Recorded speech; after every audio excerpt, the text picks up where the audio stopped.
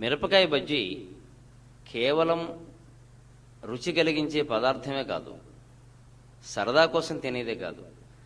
దానిలో లోతుగా ఆలోచిస్తే చాలా గొప్ప తత్వం ఉంది. అదంతా మనం పద్యంలో చెప్పే ప్రయత్నం చేద్దామండి.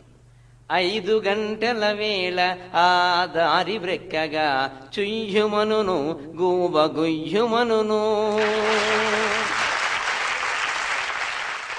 ఆ శబ్దం వినపడగానే ఇటువైపు పెడుతున్నవాడు కూడా ఆ బజ్జీల బండి ఉండే వైపుకి దారి మారుస్తాడు ఖచ్చితంగా. ఇక ఆ పైన పచ్చిమిరపకాయ కచ్చి రేపడి ఎట్లు గుచ్చి చూచుచునుండు గుండె వైపు. అది ఒక ప్రేమ బాణంలాగా గురి చూసి వదిలిపెట్టేసరికి అటువైపుకి వెళ్లకుండా ఉండలేం కదా.